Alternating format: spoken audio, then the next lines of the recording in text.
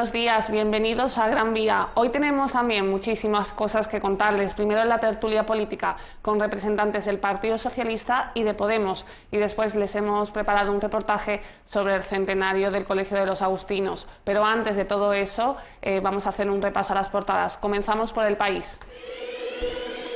La mitad de Cataluña rompe con la democracia española. El Parlamento aprueba por 9 votos de diferencia la declaración de secesión.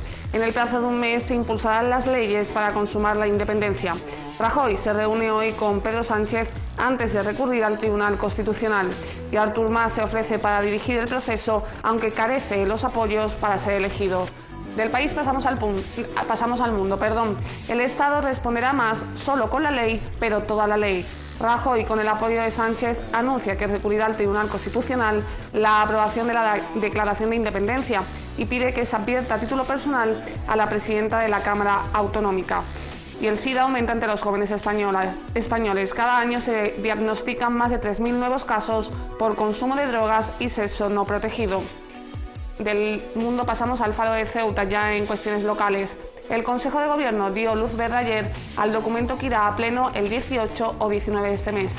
Se destinan 53 millones en barrios e inversiones. El gasto social llega a los casi 60 millones. Y la lucha contra la pobreza, objetivo prioritario, y el 40% del gasto lo absorbe el pago al personal. La ciudad gestionará hasta 295 millones en los presupuestos 2016. La acumulación de 15.000 personas obliga a ralentizar el paso por la frontera. Varias avalanchas y heridos graves en un polígono que terminó colapsado. El precio del bulto se dispara. Del Faro pasamos al Pueblo. 2 policías nacionales heridos tras otra caótica jornada en el Tarajal. Marruecos cerró la frontera ante la aglomeración de 15.000 porteadores y tras restablecer el paso se originaron altercados y avalanchas en el Biuch. Y una candidatura para defender los intereses de Ceuta y de España. Juan Vivas califica a los nuevos candidatos al 20 de diciembre como personas humildes, cercanas, preparadas, honradas y comprometidas con Ceuta, con España y con el Partido Popular. El diario digital Ceuta al Día, Susana Román promete convocar al menos 8 plazas de policías locales y 6 de bomberos en 2016. Y la Federación de Enseñanza de Comisiones Obreras se ofrece para seguir liderando al colectivo docente en un futuro difícil e ilusionante. Por último, Ceuta Actualidad. El Gobierno confecciona un presupuesto de más de 295 millones que destina 40 inversiones y 118 a gastos de personal. Por último, reordenado el tráfico de más de 15.000 personas que intentaban acceder a Ceuta en la frontera. Pues hasta aquí el repaso a las portadas. Hacemos una pequeña pausa y comenzamos ya con esa tertulia política. Hasta ahora.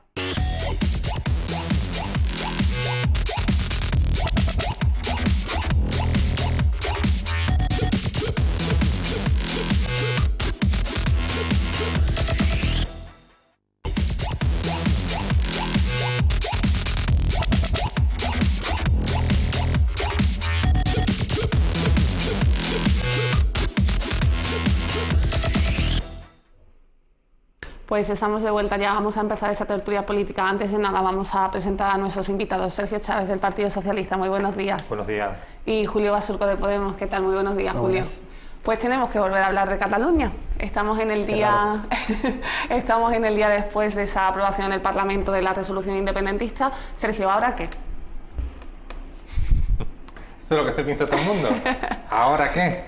Pues mira, no lo sé. La vida hacia adelante de Artur Mas. Hoy creo, ¿no? O mañana es cuando... Hoy se vota la primera votación que evidentemente no va a salir investido. Nuevo con las CUR, que dudo yo que lo vaya a votar. Hoy necesita mayoría absoluta y lo tiene complicado. Y por no decir imposible. Es que no te puedo decir porque es que todo tiende a que haya una próxima elección otra vez dentro de la comunidad catalana, o sea que no tiene explicación. Bueno, no tiene explicación desde el punto de vista desde fuera, pero desde allá adentro lo que me ratifico en lo que he comentado, ¿no? La vida hacia adelante de Artur Mas, ese partido que era CiU, que era el máximo partido de representación de esa identidad, ha sido fagocitado por el resto de otros partidos de Esquerra Republicana, el conglomerado batiburrillo de ideas dentro de ese todos por el sí, ¿no? Ahora dice que a las elecciones nacionales se van a presentar también y desaparece CiU, o sea que lo que está haciendo Artur Mas con el partido, yo creo que va a desaparecer en ese espectro, ¿no?, que ocupa. Y aparte también con la propuesta, que también tenemos que decir, ¿no?, que una propuesta que tienen allí, que han aprobado en el Parlamento, que aprobaron ayer, y ya el nuevo presidente, junto con su equipo de gobierno, tomará o no tomará consecuencias de las mismas. Pero ya no hemos estado hablando fuera o de récord, ¿no? Yo ya estoy un poco cansado del tema de Cataluña y que se hable constantemente del tema catalán, que sí, evidentemente es una situación que estamos viviendo ahora mismo, es un problema que hay que solucionar, pero que hay muchos otros más problemas dentro de España y que esta cortina de humo, entre comillas, le está beneficiando muy bien al partido del gobierno, que es el PP, para que no se hable de lo principal, no pienso yo, que son los recortes en políticas sociales, en las altas tasas de desempleo, esa irrealidad de que estamos volviendo otra vez a la mejoría económica cuando no es así, porque los datos lo demuestran, y un largo etcétera, que lo está cubriendo todo, lo está tapando todo el tema catalán, y evidentemente los del PP y los ideólogos del PP de la campaña se tienen que estar frotando la mano porque no han hecho absolutamente nada, sino se lo está haciendo todo Artur Mas. Luego volveremos a ese tema, pero con respecto a esa imagen de ayer del Parlamento, no sé si has tenido ocasión de verla. El Parlamento totalmente dividido por completo, las banderas del Partido Popular. La mitad levantando, aplaudiendo, que me recordó también el momento del Partido Popular cuando votaron aquella moción famosa en el Parlamento para la guerra ilegal de Irak, que se aplaudían y se felicitaban entre ellos, que me parecían celebraciones que a mí evidentemente no llegaré nunca a comprender, ¿no? Y con el Parlamento lo otro tanto lo mismo, ¿no? Se felicitaban con respecto a una decisión que yo pienso que no es la más idónea. ¿Por qué? Porque no está representado todo el pueblo de Cataluña y se demuestra, ¿no?, que la mitad aplaude, se levanta, pero la otra mitad no se levanta ni aplaude, ¿no? Entonces yo no me felicitaría por un acuerdo bajo mínimo. Yo sí me felicitaría si todo el Parlamento se aplaudiera, ¿no?, y votaran en pleno, tanto una propuesta como otra. Ahí sí me felicitaría, pero esa falta de entendimiento, de acuerdo, no es para aplaudir. Julio, una resolución que no olvidemos anima a incumplir leyes. Sí. En su texto anexo. Sí, bueno, yo sigo en mi teoría del choque de trenes, ¿no? El problema catalán se ha convertido en algo ya en un callejón sin salida en el que dos trenes chocan continuamente y no hay ninguna solución a la vista, ¿no? Eso es la consecuencia del discurso que se ha llevado a cabo tanto de la parte de Mariano Rajoy como de Artur Mas, que siempre digo que se retroalimentan, ¿no? Y estoy completamente de acuerdo, que además creo que es lo fundamental, en que el tema catalán está sirviendo de cortina de humo porque estamos en campaña electoral, queda apenas un mes y 10 días para las elecciones generales y Mariano Rajoy no quiere que se hable de lo que se tiene que hablar, ¿no? No solamente Rajoy, también Artur Mas. Cuando hablamos centramos el debate en un tema identitario entre Cataluña contra España, no hablamos de Jordi Pujol, por ejemplo, ¿no?, y de cómo Artur Mas era su delfín, su chico de confianza, cómo ha estado metido en Convergencia Democrática también, en todo ese fango de corrupción que es el partido de Artur Mas, como es el PP, ¿no? No hablamos de los recortes sociales de Rajoy, no hablamos de Bárcenas, de Rodrigo Rato, etcétera, etcétera, ¿no? Y hablamos de un tema que sirve para que un bando se retroalimenta a costa del otro. Lo que decimos siempre de que Artur Mas es el mejor jefe de campaña de Mariano Rajoy y viceversa, ¿no? Pues más de lo mismo. Sergio, tú has sido el primero en mencionar la expresión cortina de humo. Sin embargo, hoy Mariano Rajoy y Pedro Sánchez se vuelven a reunir en la Moncloa. Esta vez Pedro Sánchez parece que sí que va a comparecer directamente en la Moncloa. Esto viene a colación, esto no estoy diciendo que Pedro Sánchez no lo sea, ni Mariano, bueno, sí, Mariano Rajoy sí. En la SER ayer, en hora 25, pusieron en reposición de las intervenciones en el 78 con los padres de la patria y la altura de mira de esas personas, ¿no?, que allí estaban hablando y dialogando sobre la situación de España en aquel momento, ¿no?, para la Constitución. Y entonces yo lo que echaba en falta, en reflexión mía, de personas, ¿no?, con alturas de mira más allá de esas personas con identidad, con sentido de Estado, de anteponer ideología, creencias, pensamientos a un bien común, y yo lo echaba muy en falta con respecto a la figura del presidente del gobierno, que vuelvo a incidir. Yo no le podría decir absolutamente nada si por parte del presidente del gobierno hubiera facilitado todos los puentes, hubiera tendido todos los puentes, todos los mecanismos oportunos para intentar llegar a un acuerdo con Artur Mas. Dos no se entiende si uno de ellos no quiere, en este caso ninguno de los dos ha querido, ¿no? Le han beneficiado más y a los 8 lo demuestran, ¿no? A esta se ratifica de que le está agradeciendo y le está ayudando mucho en campaña, solamente que se hable del tema catalán, pero el problema sigue estando ahí. Y yo no veo ningún tipo de solución, que están las medidas judiciales y lo que decía, siempre sigo diciendo insistentemente, que el Poder Judicial viene aparte de otros dos poderes de Estado y eso actúa independientemente de que el jefe de Estado quiera, del presidente del gobierno quiera o no quiera. O sea, que los jueces del Tribunal Constitucional intervendrán así o sí, ¿no? Pero aparte de esa solución, como propone el presidente del gobierno, ¿qué otras soluciones hay? ¿Qué capacidad de altura de mira hay para mirar más allá? De saber y averiguar por qué esa identidad catalana ha emergido con tanto poder, porque siempre evidentemente ha estado ahí, ¿no? Pero ¿por qué ha emergido ahora con tanto poder? ¿Por qué ha aumentado ese porcentaje de los últimos años para acá?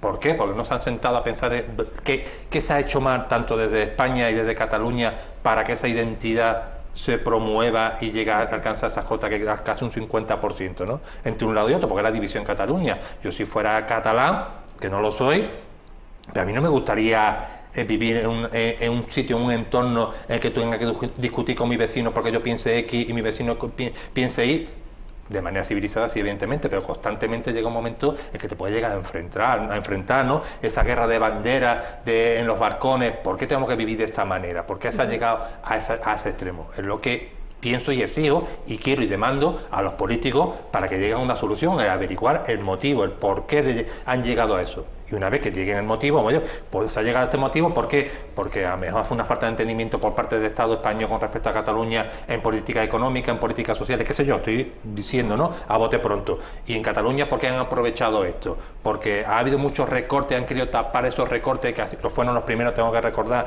de toda España fue la primera comunidad autónoma que implantó los primeros recortes sociales y han utilizado la identidad, el tema identitario junto con, como ha comentado mi compañero, el tema de los Puyol, compañeros de la corrupción, el 3% famoso, y lo han querido tapar con esa identidad, con el debate de la identidad, para que no se hable de eso y si se hable de esto otro.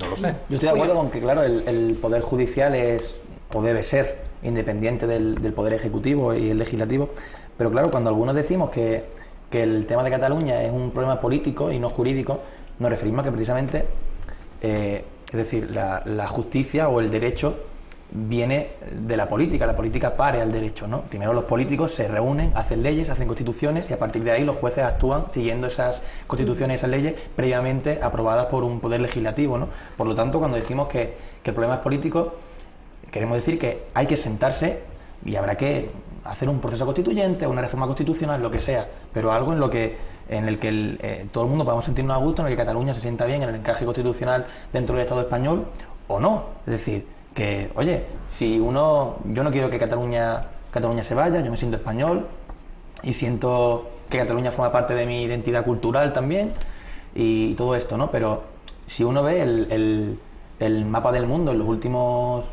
100 años o 150 años, verá cómo los colorines han ido cambiando continuamente, ¿no? Pues los estados se dividen, surgen estados nuevos, pasan cosas, ¿no? Y tampoco hay que dramatizar demasiado. Insisto, yo no quiero que eso ocurra, pero si llegase a ocurrir, tampoco sería un motivo de tanta inquina, ¿no? Yo veo demasiado odio, sobre todo porque vivo en el lado de España, entre comillas, digamos, ¿no? Yo veo ese sentimiento anticatalán, de catalanofobia, que no me gusta nada y que creo que es, digamos, contribuir a lo que hace Mariano Rajoy, que es querer apagar un fuego con gasolina, ¿no? Yo creo que, insisto, es un problema político y por lo tanto tienen que ser los políticos los que actúen, no el Poder Judicial. Hay que sentarse, hacer nuevas leyes, hacer una reforma constitucional, hacer algo para que todo el mundo pueda estar a gusto, ¿no?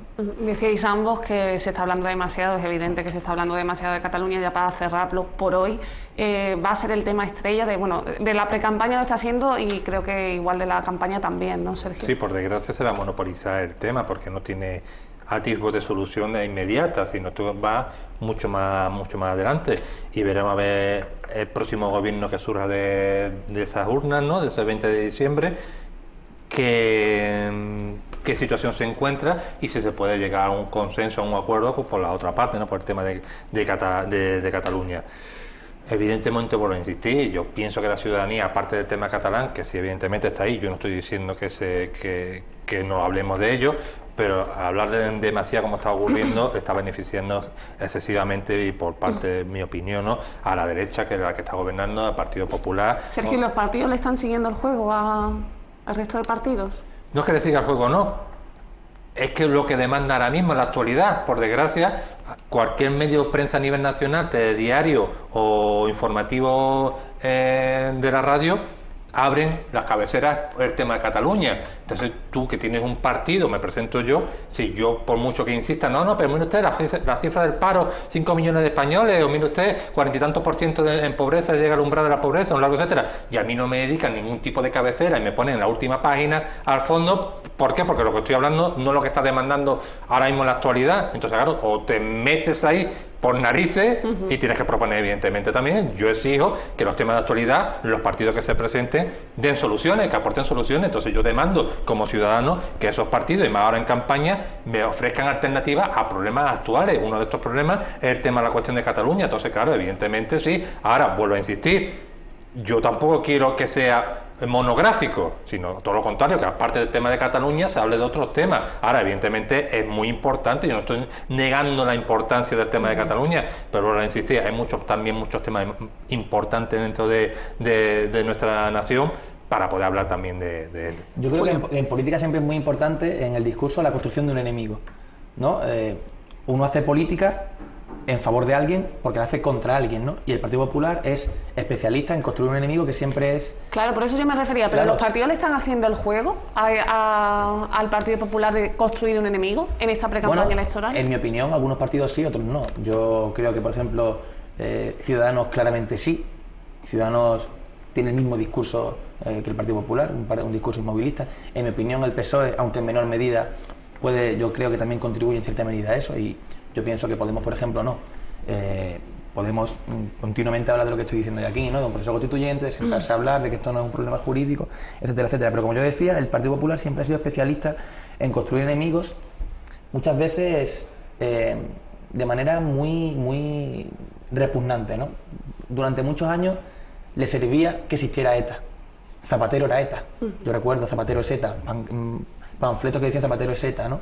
Después, cuando ETA no existía, al Partido Popular le seguía sirviendo ETA. Ada Colau y la plataforma de afectados por la hipoteca era ETA, el 15M era ETA, Pablo Iglesias era ETA, todo el mundo es ETA, ¿no?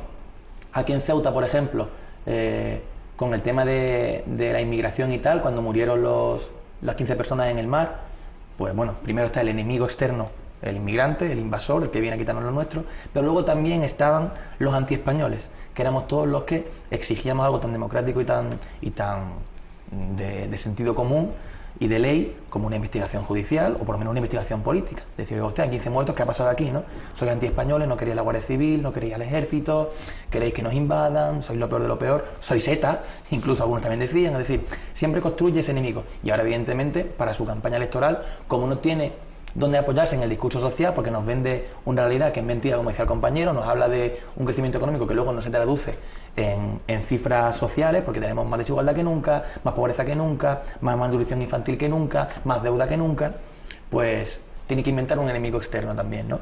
Y entonces Cataluña le viene ni para el pelo, es decir, tienen ahí a un tipo que es una amenaza para los españoles de bien, y otra vez es España contra. Igual que cuando son los inmigrantes es España contra los invasores, ahora aquí es España contra los secesionistas. Entonces el Partido Popular siempre tira mucho de ese discurso. Bueno, vamos a hablar también de otro de los problemas de esta sociedad, como es la violencia de género. Repunte en las últimas horas, ya son 46 las víctimas en lo que vamos de año, Sergio. ¿Se vuelve a poner de manifiesto que falla el sistema? No, yo soy de la idea, evidentemente, que tienen que estar las medidas ahí, tienen que estar las leyes ahí, el dinero para esas herramientas, esas medidas, para implementarlo, para llevarlo a cabo. Y aún así, por mucho que se lleve y se implique, no puede haber un policía en cada esquina ni puede haber un policía en cada casa, evidentemente. Pero las herramientas estarían ahí para evitar o descender ese porcentaje, ¿no? Pero hemos estado viendo que en estos últimos años, con los recortes tan drástico que ha habido y sobre todo afectando a la parte más débil del eslabón, que en este caso es las mujeres, se ha visto afectado evidentemente, y ahí están las estadísticas, y ahí están los resultados, los propios sindicatos de policía, desde que te decía que un policía tenía que atender, quiero recordar que era el caso de 60, 80 mujeres por policía para atender, eso es algo desproporcionado, evidentemente. Eso es causa de que los recortes tan drásticos que ha habido. Entonces, si en vez de un policía para 60, 80 hubiera 3 para 20, 25, evidentemente, pues estaríamos hablando que habría más medidas y se podría a lo mejor haber actuado antes para evitar casos, ¿no? Que aún así, vuelvo a insistir, que por desgracia, puede que haya, por muchas herramientas, mecanismos que se pongan, pero evidentemente sí ha habido, y de hecho este fin de semana con la manifestación de las mujeres de todas las asociaciones reclamaban lo mismo. El Partido Popular no acudió a esa manifestación. A mí no me extraña tampoco, evidentemente, no me extraña, porque ha sido una ley que no ha sido suya, una ley de la que criticaron mucho, una ley que no se siente identificado, por mucho que ahora se quiera sumar al carro, y se ha demostrado, ¿no?, que no han participado y no han querido participar de lo mismo, de esa reivindicación por parte de las mujeres. Entonces, claro, es muy triste que el partido del gobierno que no está gobernando, que el que tiene que aplicarla y llevarla a efecto, no participe de aquello, ¿no?, de ese movimiento ciudadano que demanda, ¿no?, soluciones por parte de los gestores, que en este caso el Partido Popular. Julio. Yo en este caso ya de lo que estoy siempre harto es de ese discurso equidistante, ¿no? Yo cuando hablamos de violencia de género siempre hay algún lumbreras o alguien que te dice, no, pero también hay hombres maltratados. Y es como, no empecemos con tonterías. Es decir, en la última década en España ha habido más de 800 mujeres muertas, asesinadas, mejor dicho. Esos según los datos oficiales, según tengo aquí, el movimiento feminista dice que son más de 1.300. Pero bueno, datos oficiales, más de 800. ¿Cuántos hombres ha habido en una década? Me decían 7 u 8. Y en su mayoría homosexuales, es decir, matados por otros hombres. En cuestiones de pareja y tal, son otros hombres. No hay mujeres que asesinen a sus parejas, y si lo hay es un número insignificante, ¿no? Así que yo creo que ya basta de decir siempre ese típico discurso que lo que hace es igualar culpas y decir, sí, leyes para proteger a las mujeres, pero también para los hombres. No hay un problema social para que el hombre sea respetado un tanto que hombre, sí para que lo sea la mujer. Por eso existen, por ejemplo, también las cuotas de paridad, que también es ese discurso de los cuñados que decimos vulgarmente, ¿no? De decir, ¿por qué tiene que haber cuotas, no? ¿Por qué tiene que haber que sean las personas? Y es como, claro, eso formalmente está muy bien, pero es que la realidad es diferente. La realidad existente, aunque no venga de manera formal en un texto constitucional o legislativo, somos todos conscientes de que hay un gran machismo y que vivimos en una sociedad patriarcal en la que la mujer lo tiene mucho más difícil. La mujer cobra menos que el hombre por hacer el mismo trabajo, tiene mucho más difícil llegar a cargos de autoridad, etcétera, etcétera. Por tanto, claro que hacen falta leyes de discriminación positiva para que haya esa igualdad, para que la mujer tenga una igualdad que le negamos de facto, igual que las minorías, ¿no? Igual que puede ser el caso de los homosexuales, de las minorías étnicas. Son sectores que siempre han estado subalternos, subordinados a esa realidad patriarcal o de raza o de lo que sea, y por lo tanto hacen falta leyes para que termine de una vez esa dominación, ¿no? Así que yo creo que es muy importante hablar de eso, de decir, cada vez que alguien nos diga, yo conozco a un hombre, es como, sí, pero que eso no es un problema social, eso es un problema puntual, que actúa la policía, y si un hombre es maltratado por su mujer, pues que actúa la policía, pero no es un problema social como esto que es terrorismo, es decir, 800 mujeres en una década. ¿No podemos pensar otro colectivo que en una década tenga tantas víctimas de esa manera asesinadas? Es terrorismo, una cuestión de Estado. Y es muy importante también lo que decíamos de las leyes, de los recortes. De los recortes, eso claro, te quería los preguntar. recortes, no ya solamente los recortes en temas de prevención y en temas ya, digamos, muy centrados en el tema de la violencia, sino de cosas más que a priori parecen que no tienen nada que ver, pero que también influyen. Por ejemplo, cuando tú recortas en dependencia, todos sabemos que en una sociedad machista como la nuestra sigue siendo la mujer la que se hace cargo de la casa. Entonces, si tú recortas en dependencia, ¿quién es la que se va a quedar en casa cuidando del abuelo enfermo o del niño enfermo o de lo que sea? La mujer. Y todos sabemos que una de las cuestiones o de las causas que hace que muchas mujeres no denuncien y sigan bajo el látigo de su agresor es ¿cómo se dice? Su dependencia económica. Entonces, no la dejas trabajar, no la dejas incorporarse al mundo laboral y por lo tanto sigue dependiendo de su maltratador. Entonces, es muy importante tener en cuenta que esto es algo que no solamente afecta en el tema de los recortes a cuestiones centradas en la prevención de la violencia, sino en muchos otros sectores que impiden que la mujer pueda realizarse como mujer y que impide que haya una verdadera igualdad, que ese es el tema, ¿no? En el fondo, todo esto es la consecuencia de que no hay igualdad con la mujer, de que sigue habiendo una situación en la que la mujer sufre un rol subalterno al hombre. Lo vemos en la serie de televisión, en la publicidad, en el cine, en un montón de cuestiones que a priori mucha gente no lo percibe, pero que vemos como la mujer, por ejemplo en el cine, en cantidad de películas, vemos como su papel es importante en tanto en cuanto es necesario para el hombre protagonista, ¿no? Y son el papel de la princesita, un montón de cuestiones que se inoculan en nuestras mentes, ¿no? Y hacen que la mujer sea siempre ese rol secundario. Y hay que acabar con eso para que realmente es la violencia simbólica que produce esa violencia real y física. Sergio, ¿quieres añadir alguna cosa más a este asunto? Es que me viene a la mente, por ejemplo, el tema tan manido en su momento con la asignatura de educación para la ciudadanía, que tanto por el sector de la derecha, ¿no?, por el sector de la caverna de nuestro país, te decía que están adoctrinando a los niños, están imponiendo ideológicamente. Y yo le invitaba a compañeros, ¿no?, a través de las redes sociales, yo le ponía el currículum de la asignatura, que salía en el Real Decreto, y de mira, dime a mí precisamente si hablas sobre igualdad, equiparación entre hombre y mujer en un adoctrinamiento, o dime si hablas del tema de diversas religiones que existen en el mundo, o del agnosticismo, o el ateísmo que existe también en el mundo, es inculcar una ideología tendente, ¿no?, o de crear ciudadanos. Claro, que dicen que enseñar valores democráticos es adoctrinar. Hombre, pues bendito adoctrinamiento. Es decir, hay que adoctrinar, entre comillas, en democracia, en tolerancia. Claro. Entonces, que sí. si tú a los más pequeños, desde pequeños, no les vas educando en ser ciudadanos, pues evidentemente tenemos circunstancias como esta también, que con esto no vuelvo a decir, no sea la panacea tampoco, pero oye, le estás enseñando que hay alternativas distintas, que a lo mejor lo que estás viendo en casa, de tu padre, tu hermano, lo que sea, cómo trata a la madre, a la novia, no es lo normal, no es lo correcto, no es lo ético, no es lo que se puede, no es lo que se hace. Entonces, claro, si tú suprimes eso por sustituir por la religión... Pero además es muy curioso porque cuando se habla de ese adoctrinamiento y tal, luego tú a lo mejor haces alguna crítica a los colegios privados religiosos, ¿no? Y dices, oye, aunque es cierto que existe una legalidad que hace que el currículum escolar tenga que respetarse también en los colegios privados, luego tú dices, bueno, hay casos en los que no pasa, ¿no? Y dices, hay un colegio privado en el que se está adoctrinando de verdad, ¿no? Se está inculcando a los niños valores xenófobos, homófobos o machistas o lo que sea.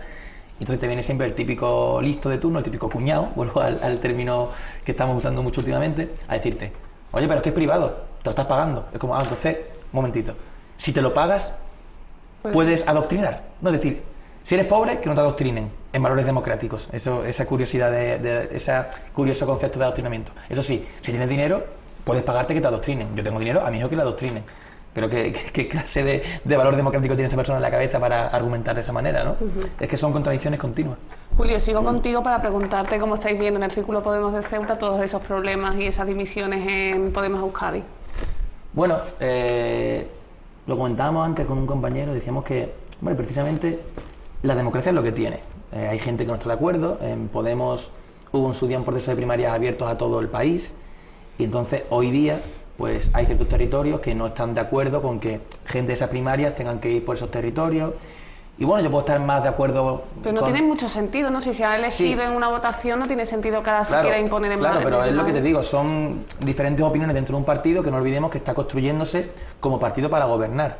Que eso no es algo baladí, no es cuestión baladí. Que tú cuando es lo que decía Carolina Vescanza de pasar del Podemos de la protesta al de la propuesta.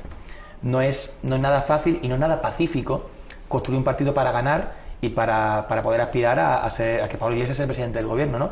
Yo puedo tener mis opiniones sobre si estoy más conforme con la postura del exsecretario general del País Vasco o de la Ejecutiva Central, ¿no?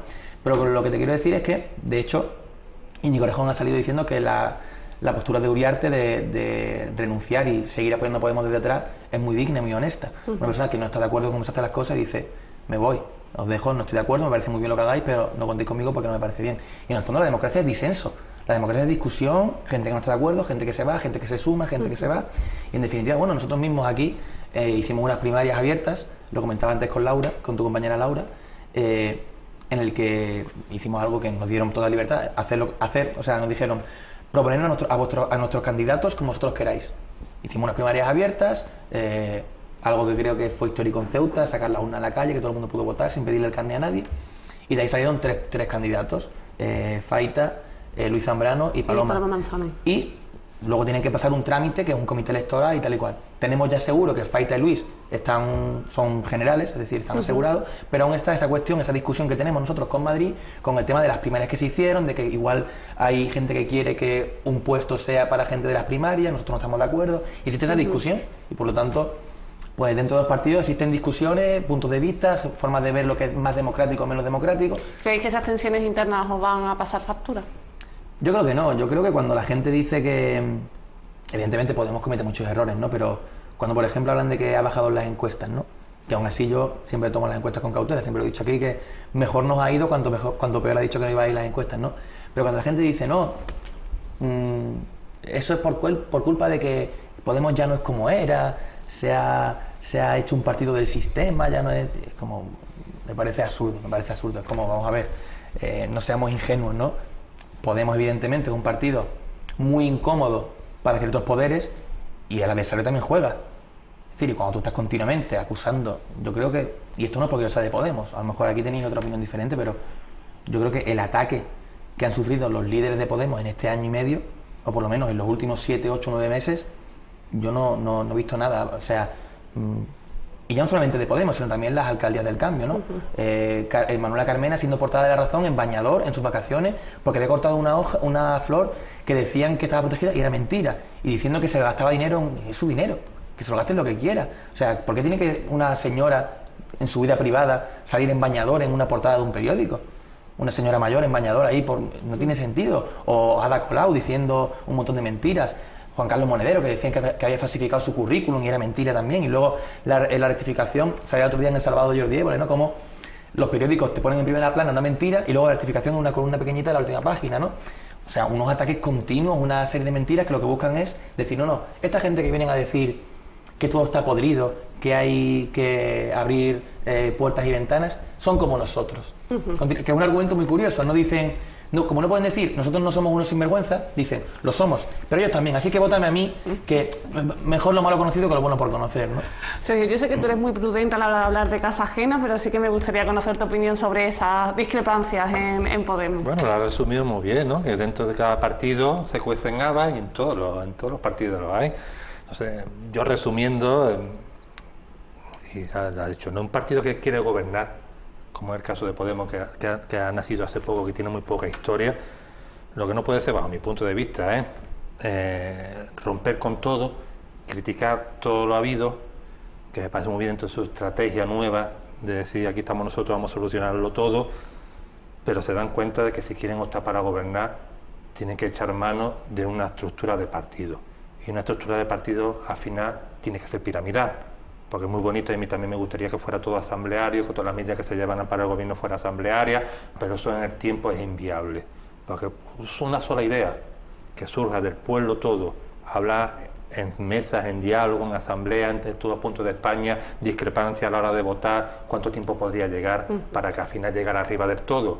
Pues entonces evidentemente es muy inviable. Si estamos hablando de eso a través de una estructura de un partido, ojo que vuelvo a decir, un partido que quiere gobernar España, eso es inviable. Entonces, claro, se dan cuenta de que aquellos que criticaban de que los partidos tradicionales son muy cerrados, que ojo, que una de las cosas que sí agradezco yo al momento de Podemos es que estos partidos que ellos acusan de ser tradicionales, lo que ha hecho es avivar también a las masas, de intentar cambiar, ¿no?, el aspecto de la estructura, hacer más abierto, o sea que sí me parece positivo ese movimiento, pero se han dado cuenta efectivamente de que eso no podría llegar a buen puerto, y de surgir la discrepancia bajo mi punto de vista de gente que estaban en Podemos con esa misma filosofía, oye, pues, y llega los que están ahora mismo en el poder, en la ejecutiva de Podemos, y con otras ideas, ¿no? Pues nosotros nos vamos porque los de arriba nos están diciendo esto y esto otro. Claro, son las discrepancias entre un lado y otro, y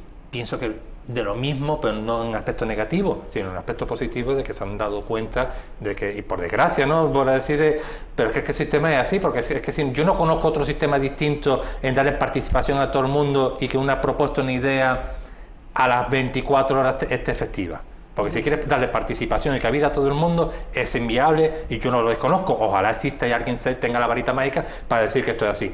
Y por decir, partido con opción de gobierno para gobernar España, la única estructura que ahora mismo hoy en día es la que hay. Y evidentemente ha habido problemas en el PP, que lo hemos visto con el caso de Paco Márquez, diputado, y todo lo que como le han cortado la cabeza. En mi partido, el Partido Socialista, con el congreso que hemos tenido, con un resultado de primaria con una diferencia de 7 votos. O sea, ahora Podemos dice en el País Vasco, en todas partes, porque habiendo personas hay distintas ideas, distintas... Claro, y quieras que no... Julio, tenemos que un minuto. Yo estoy de acuerdo en parte. Es cierto que un barco tiene que tener un mando. Es decir, si tú quieres gobernar, tienes que tener gente que tome decisiones en el momento. Pero es verdad que Podemos sigue siendo muy democrático y que, precisamente, como decía, ha servido para avivar. El programa de Podemos se vota. Es decir, se pone, la gente manda propuestas y eso se vota. todos los candidatos de Podemos, incluso los que se imponen, entre comillas, al País Vasco, han salido de primarias. Es decir, se hacen primarias abiertas, se vota el programa, se votan si se hace pactos o no con otros. Hay muchísimas cosas que se votan que antes no se votaban y que es cierto que ha servido para contagiar en cierta medida a otros partidos. No al PP, porque eso es caso perdido, pero sí a otros partidos más cercanos, ¿no? Por lo menos. Bueno, pues tenemos que hacer una pequeña pausa a la vuelta. Volvemos a hablar de todos los temas locales hasta ahora.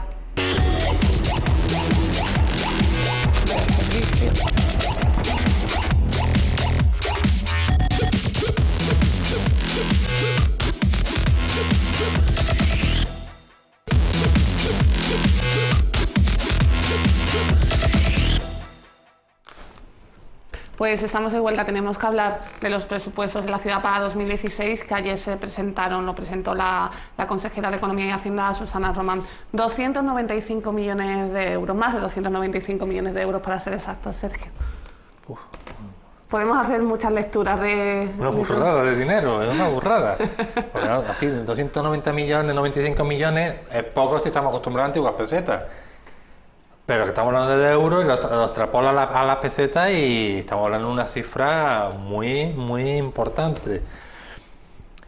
Cosas que me llaman la atención. Es que no lo he consultado solamente por lo que hacen en medio de prensa, ¿no? Porque hasta que no la pobreza dicen que va a ser, combatir las tasas de pobreza va a ser prioritario. Eso es una de las cosas en las que han insistido. Solo faltaría que dijeran lo contrario, ¿no? No, yo solamente me choca, por ejemplo, cifra, un 40% esté destinado al capital humano de la empresa, en este caso el ayuntamiento, pues me choca, ¿no? Una cifra tan importante, son 100 millones de euros, un poco más, ¿no? 114 millones de... No me atrevo a hacer yo... 114 millones, o sea que una cifra, estamos hablando de una cifra muy importante que se va... Ojo, que con esto no quiero decir que echen a la gente del ayuntamiento, todo lo contrario, pero que me llama la atención. Otra cosa también importante, la deuda que tiene la ciudad autónoma, es decir, equipara con el presupuesto. Yo sigo diciendo y sigo insistiendo, ¿no?, que el Partido Popular, ojo, Juan Viva, lleva gobernando en esta ciudad 14 años, junto con el impasse del GIR, que fue 1 año y medio, pero anteriormente siguió gobernando en la ciudad el PP, con Jesús Forte. O sea que estamos hablando cerca de los 20 años gobernando en esta ciudad, casi ininterrumpidamente el Partido Popular, y de la deuda que tenía hemos pasado a una deuda reconocida oficialmente por Susana Román, la consejera, en rueda de prensa emitida ayer, de 195 millones.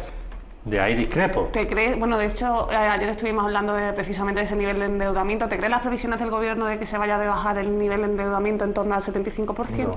No me lo creo, porque es que cada año ha ido más. Ya se pongo el ejemplo, que de hace 20 años para acá, aquí no pueden echar la culpa como el Rajoy del gobierno anterior, que aquí ZP no ha tenido una culpa para nada. Aquí ha estado PP y PP en esta ciudad. Aquí está gobernando la derecha durante cerca de 20 años, y casi ininterrumpidamente, menos la sesión del GIR, ¿no? Y vemos que la deuda ha aumentado exponencialmente de un año para otro a llegar a lo que hemos llegado, pues evidentemente quien tuviera que llegar en las próximas elecciones, en este caso el PP, sigue gobernando otros 4 años, pero quien topara con el gobierno se encontraría con las manos atadas olímpicamente a la hora de pagar esa deuda. Y ya no hablamos de reconocimiento extrajudicial de deuda, porque yo puedo decir en los papeles, mire usted, yo debo 230 millones aquí, pero en el cajón tengo no sé cuántas facturas que no he querido meter aquí, y después cada X tiempo voy reconociendo extrajudicialmente. No es que esta empresa va a venir de aquí con esto y hemos tenido que pagar sin remedio. Y ahí, de hecho, otro partido de la oposición lo ha denunciado, ¿no? O sea que estamos hablando de que eso ata las manos a quien esté. Es verdad que, como ha comentado Susana, que sí que han llegado a un acuerdo con los bancos, de que la deuda que se pagaba, los intereses por fin se han rebajado. Muy bien, estupendo. Pues yo vuelvo a decir lo mismo.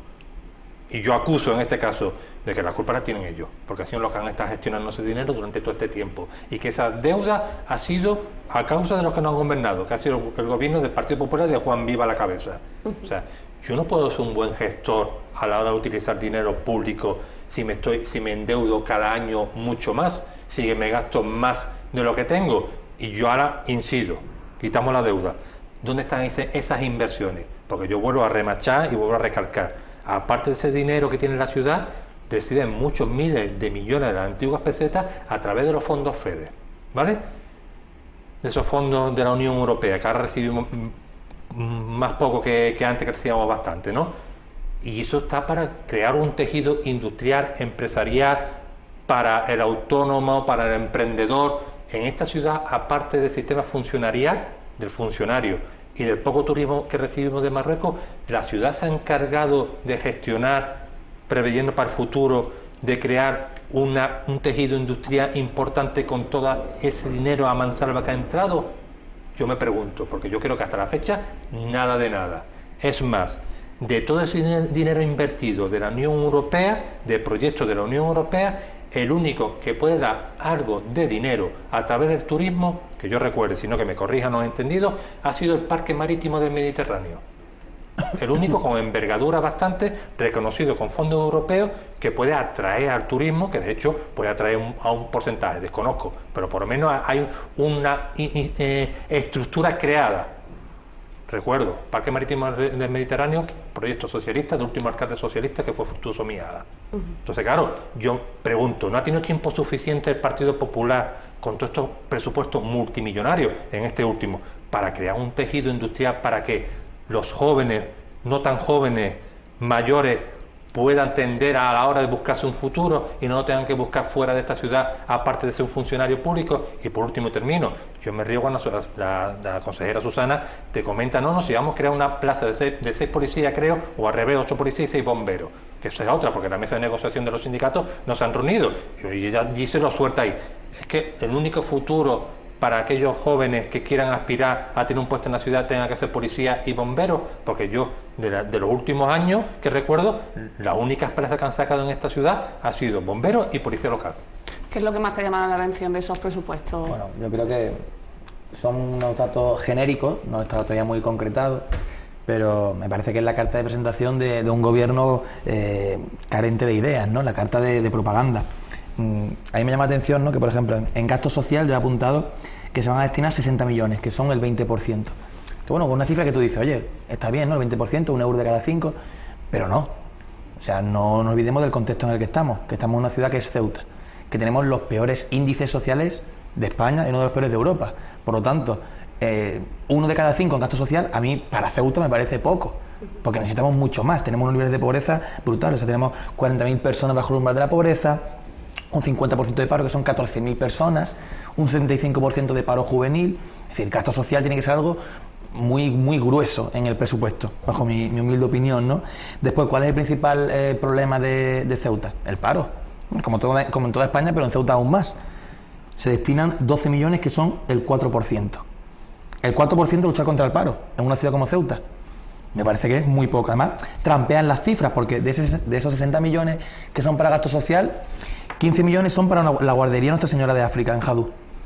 He leído por ahí. Es decir, eso no es gasto social, es infraestructura. Uno entiende gasto social como aquello que está destinado a directamente proporcionar a una persona las necesidades básicas de subsistencia, ¿no? Una persona que no tenga ingresos, etcétera, etcétera, ¿no? Y aparte también, podemos hablar, por ejemplo, del IMIS, ¿no? Cuando una persona va a asuntos sociales a pedir el IMIS, me comentaban, se queda esperando un año. ¿Por qué? Porque el presupuesto es raquítico. Suelen haber casos con el pago del IMIS. En el IMIS se presupuesta en 500.000 euros. O sea, una ciudad que dedica más a caballos que a que un número considerable de personas tengan las necesidades básicas cubiertas. A caballos. No lo sé. Yo creo que este gobierno tiene una dislexia moral bastante importante. Julio, no sé si el viaje de Faita a Madrid va a poder plantear alguna de las reivindicaciones de Ceuta, de los problemas, no sé. Bueno, Faita subió con otro compañero, han subido 2 compañeros, y sí, Faita supongo que estará muy ocupado en otros temas, ¿no?, del tema de presentación de candidatos y tal, pero yo sí le he dicho, además no hace falta que se lo dijera a mi otro compañero. Son conversaciones y sí, planteando las reivindicaciones, las principales necesidades de Ceuta. Tenemos contacto con la organización, etcétera, etcétera. Y claro, le hablamos de cuáles son las necesidades sociales de Ceuta, la realidad social de Ceuta, y mi compañero, pues el que acompaña a Faita, mientras Faita está con sus cosas, pues yo le he dicho, oye, ahí hay que hablar con gente, hay que ir contándole un poco Ceuta, cómo va Ceuta, que entiendan la realidad social de Ceuta, que se preocupen por Ceuta y que, en fin, sí, hablarle de todo un poco. ¿Qué más va a hacer Faita en ese viaje a Madrid? Bueno, pues no lo sé, a mí me ha pasado Faita el calendario, ¿no? Lo que le han mandado como un dossier de tal hora a tal hora nos vemos en Atocha, de tal hora vamos a comer a tal sitio, de tal hora una no sé qué, de tal, una presentación de candidatos todos juntos.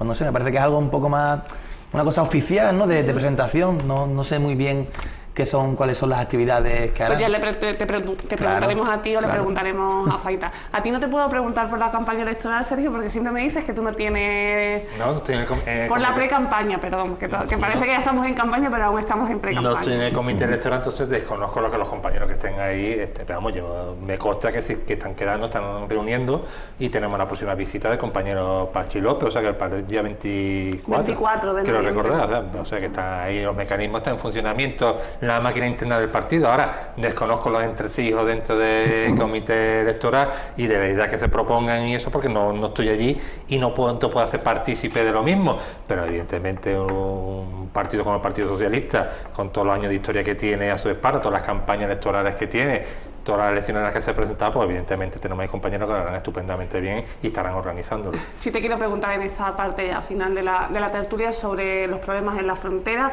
y sobre esa propuesta de Ciudadanos de que la Unión Europea tome el control de las fronteras de Ceuta y Melilla. ¿Qué te parece? Cuando me lo has dicho de récord, yo me hacía preguntas reflexivas, ¿no? No he tenido el placer de leer la propuesta de Ciudadanos, pero que no sé a qué se refiere concretamente que sea una policía europea en la frontera. Se refiere a Frontex en este caso, se refiere a que solamente las fronteras de Ceuta y Melilla. Estamos creando un precedente y un agravio comparativo con respecto al resto de las fronteras que existen, o todas las fronteras de la Unión Europea. Estamos delimitando la potestad de un Estado soberano como España a la hora de su frontera. Estamos legislando a nivel europeo de que todas las fronteras, todos los países que están dentro del mismo aceptan y están conformes de que es una policía distinta a la suya propia la que se encarga de gestionarlo. Entonces, desconociendo esos parámetros, no lo sé. Ahora, si entre todo lo que he dicho, sí me parecería correcto que la Unión Europea, porque vuelvo a insistir, yo sí me declaro europeísta y me lo creo, fui de los dentro del partido, pues, aquí en Ceuta, pues sí me lo creía mucho con respecto a la votación de la Constitución Europea que hubo en su momento. Yo sí me creía finalmente y estaba de acuerdo en que hubiera una Constitución a nivel europeo, esa identidad que no solamente sea a nivel monetario, sino que con todo lo que conlleva, ¿no? Y entre ellas las políticas en materia de exterior, o las políticas a través de una policía como está en Estados Unidos, ¿no? Que está del FBI y compañía, pues ¿por qué no aquí? ¿No? Entonces yo sí estaría de acuerdo de que toda la política a nivel exterior, la política fronteriza, si fuera gestionada a través de un cuerpo especializado de todos los agentes de cada uno de los países que constituyeran eso. Pues sí, pues mira, que en Ceuta, en Melilla, en las costas, en todos los territorios con fronteras que se encargan de ellos, pues sí me parece bien correcto. Julio, el resumen de ayer fueron varias avalanchas, 2 policías nacionales heridos y 15.000 personas que no podían pasar a Ceuta. Yo cuando hablamos de este tema, sabes que siempre me centro en lo mismo, ¿no? En el tema de los derechos humanos. Yo no sé si es conveniente o no, lo hablábamos ayer, que sea la Unión Europea. También, como dice el compañero, habría que saber a qué se refieren con hacerse cargo, porque es algo como un término muy ambiguo, que se haga cargo. Bueno, ¿a qué se refieren, no? Que venga el Frontex, que no esté, que venga una policía especializada, no lo sé.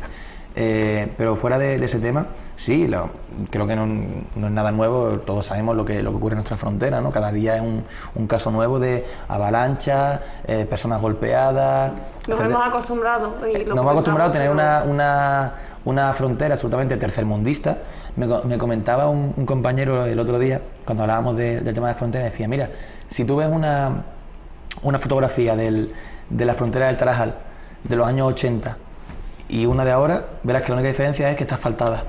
Todo lo demás sigue igual. O sea, es una frontera muy precaria, ¿no? Y es que vemos lo que vemos, ¿no? Vemos que lo que hay ahí no parece de un país moderno y desarrollado, ¿no? Y por lo tanto, dejando eso a un lado, el tema de los derechos humanos siempre por delante, ¿no? Que no es normal que la gente que está allí se acostumbre a ver lo que se ve. Yo tengo un amigo que trabaja en el Tarajal, en una de las naves, ¿no? Y me contaba pues las cosas que él ve allí cada día que no son normales, ¿no? De empujones, avalanchas, golpeo, tal. Gente que sus derechos son completamente vulnerados cada día, y eso pues yo creo que es una asignatura pendiente que este gobierno no es nunca capaz de solucionar, ¿no? Como decía el compañero, el PP lleva como 20 años de gobierno casi ininterrumpido, y eso, pues la única diferencia es el asfaltado. Bueno, pues Julio, muchísimas gracias por acompañarme. Sergio, también un placer como siempre. Nosotros vamos a hacer una pausa, pero nos despedimos ya desde aquí, porque a la vuelta de la publicidad les vamos a dejar con un reportaje que hemos elaborado sobre el centenario del Colegio de los Agustinos, ese inicio de las actividades conmemorativas de ese centenario. Que pasen muy buena tarde y hasta mañana.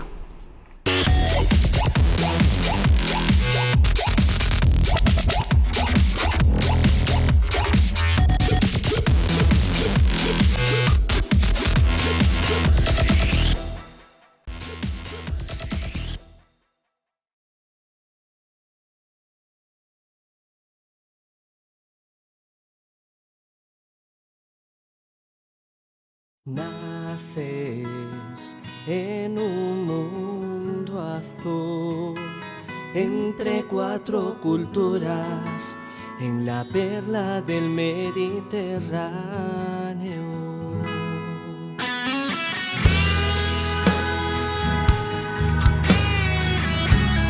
Siento unas ganas enormes de celebrar y de brindar con copas llenas de amistad. Dime si estoy en lo cierto. Cuando llego hasta ti es volver a mi hogar, recorriendo pasillos de tu inmensidad. Bueno, para nosotros es algo muy especial poder celebrar 100 años, es un auténtico regalo y estamos muy contentos y también muy felices de poderlo compartir con toda la comunidad, también ceutí, ¿no? Y que estéis aquí vosotros este día. Bueno, los actos comienzan hoy. ¿Qué es lo que se va a hacer hoy y cuál es la agenda de actividades programadas para los próximos días? Sí, hemos empezado a las 12 en la iglesia de San Francisco con una misa de acción de gracias, y ahí venimos ahora. Y a continuación vamos a tener aquí un acto de descubrimiento de un mural conmemorativo aquí en el patio y también a una entrega de un premio al mejor alumno el año pasado en el curso pasado y también el lanzamiento de la Asociación de Antiguos Alumnos, que es uno de los proyectos del centenario. Para nosotros es también un día de las familias del colegio, entonces vamos a compartir una paella familiar y también juegos para todos. ¿Y qué más actividades aparte del día de hoy? Sí, bueno, nosotros hemos pensado que una efeméride como esta valía la pena el aprovecharla, no solamente para recordar el pasado, sino también vivir el presente con pasión y proyectar el futuro. Entonces, lo vamos a celebrar a lo largo de todo el curso hasta el próximo 12 de noviembre de 2016. Entonces, cada uno de los meses vamos a realizar actividades conmemorativas. Algunas actividades ya las tenemos confirmadas y otras todavía tenemos la agenda abierta. Esperamos que son variadas y desde luego van a ser también una novedad para nuestro colegio y también para aquí, para Ceuta, porque nosotros el centenario no es vivirlo solamente hacia adentro, sino también compartirlo con toda la comunidad ceutí. No sé si se lo preguntaron antes porque no le Sí. escuché. ¿Qué siente la familia de San Agustín de cumplir los primeros 100 años? ¿Hacia Sí, dónde van? nosotros hay dos sentimientos que resumen lo que sentimos. Una es agradecimiento y otra es esperanza, ¿verdad? Los que nos dedicamos a esto por vocación, pues creemos que la educación es realmente lo que nos hace personas y por lo tanto creemos en un futuro también mejor y creemos que los niños representan ese futuro ya en el día de hoy, ¿no? Entonces en eso estamos. Los que nos han precedido también han hecho lo mismo, entonces nosotros continuamos esa siembra de valores, ¿no? Y creemos que el futuro también puede ser mejor del que vivimos ahora. Si hemos llegado hasta aquí, suponemos que se podrán cumplir otros 100 años, ¿no? Muchísimas gracias. ¿Se puede Sí. saber? Bueno, yo no sé si es complicado, si se puede. ¿Cuántos alumnos han podido pasar por este colegio a lo largo de todo este tiempo? No sé si tenéis el cálculo hecho. Todavía no hemos hecho el recuento así, digamos, definitivo. Son varios miles, pero el recuento todavía no lo tenemos hecho. Así que cuando lo sepamos, pues lo diremos, ¿no? Ahora, que son muchos, porque yo, por ejemplo, llevo aquí solamente un año y me estoy encontrando con alumnos que están repartidos por muchos países del mundo. O sea que son muchas personas, ¿verdad? Muy bien, ¿a vosotros? Sueño con los ojos despiertos, recordando los días que hemos pasado por tus adentros.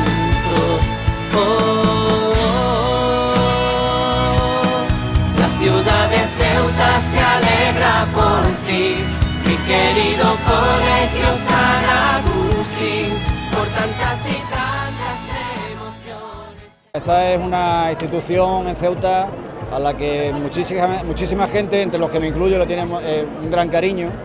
Son numerosísimos los ceutíes que han pasado por aquí, por este colegio, y han cursado sus estudios. Entre ellos me encuentro, y la verdad es que, pues, bueno, siempre que aparezco por este patio, pues me vienen recuerdos a la memoria de mi infancia, como supongo que a otra mucha gente. La verdad es que no es fácil llegar a los 100 años, y este colegio la verdad es que siempre se ha caracterizado por estar al servicio de Ceuta y de los ceutíes, y es un motivo de orgullo para todos los que hemos pasado por aquí que haya llegado a esos 100 años y que tengamos la ocasión de celebrarlo. Uno de los mejores, ¿no?, acontecimientos y más buenos es que un centro pueda cumplir 100 años, y no solamente esos 100 años, sino que va a cumplir, si Dios quiere, y yo creo que aquí podremos muchos verlo, otros 100 años más. Es toda una institución.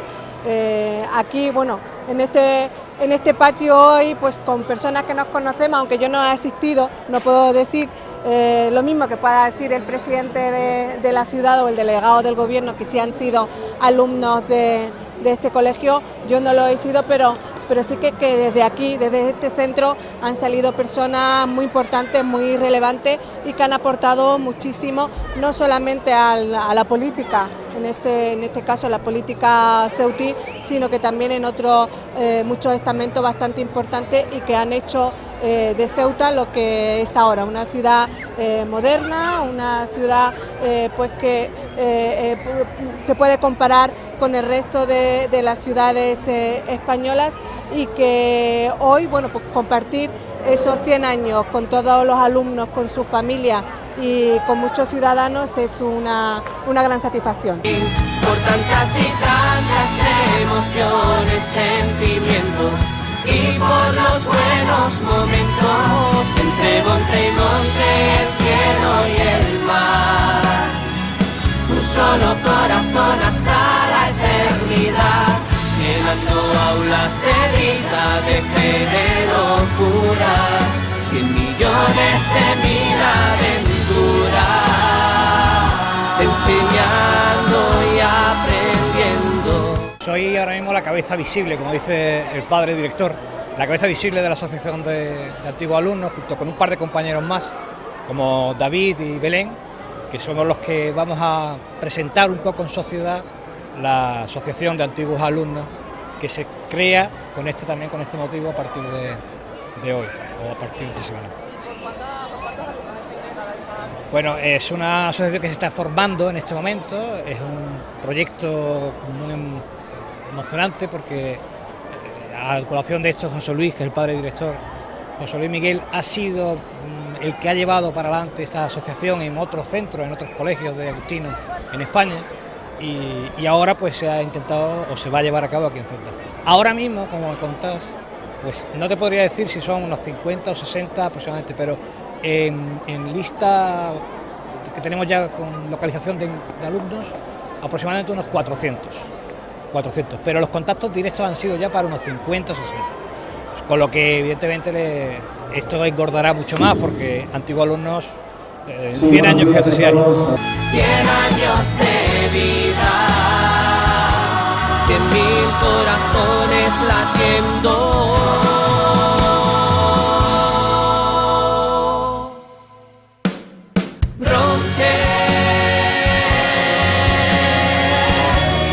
Rompes en mi intimidad, como rompen las olas del mar, desprendiendo la espuma que te hacen brillar. Serás dueño del horizonte, divisando el estrecho de Gibraltar, bendiciendo de Dios en... Muchas gracias por venir a este día de fiesta en el Colegio San Agustín de Ceuta. Hoy es un día muy especial. Hemos dado comienzo al centenario de nuestro colegio. Acabamos de celebrar una misa de acción de gracias en la iglesia de San Francisco.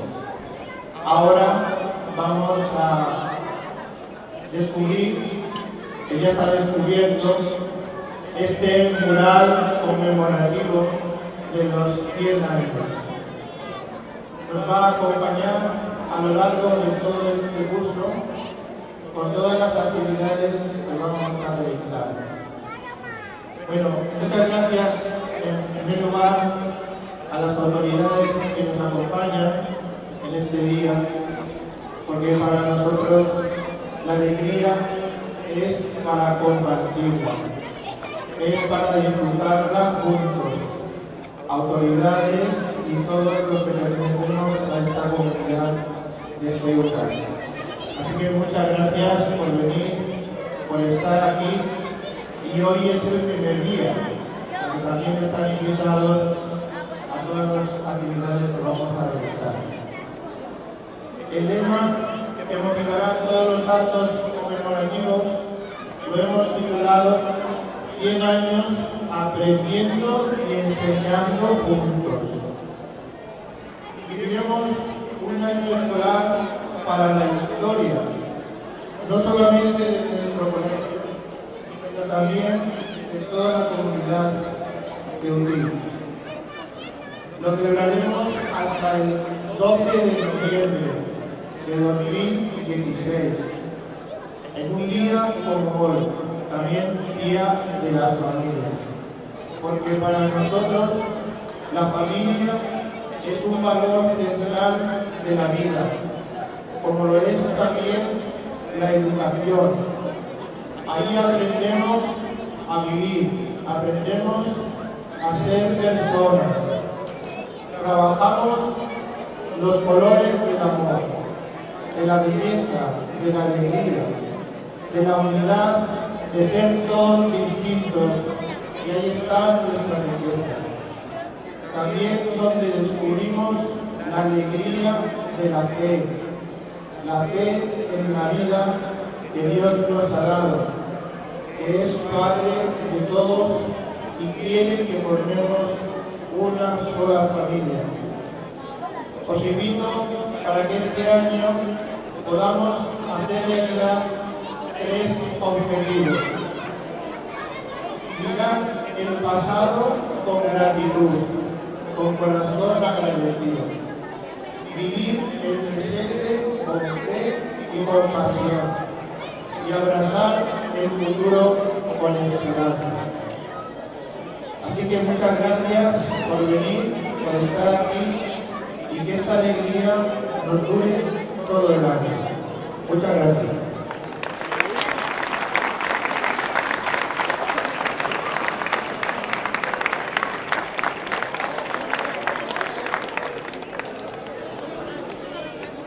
Cuando llego hasta ti es volver a mi hogar, recorriendo pasillos de tu inmensidad. Sueño con los ojos despiertos, recordando los días que hemos pasado por tus adentros. La ciudad de Ceuta se alegra por ti, mi querido colegio San Agustín, por tantas y tantas emociones, sentimientos, y por los buenos momentos, entre monte y monte, el cielo y el mar. Un solo corazón hasta la eternidad, llenando aulas de vida, de fe, de locura, 100 millones de mil aventuras, enseñando y aprendiendo, 100 años de vida, 100.000 corazones latiendo.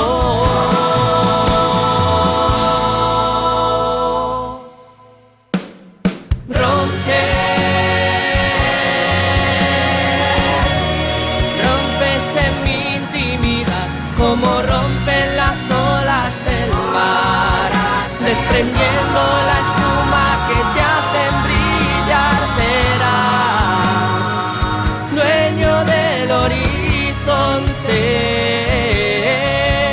divisando el estrecho de Gibraltar, bendiciendo de Dios en el norte de África.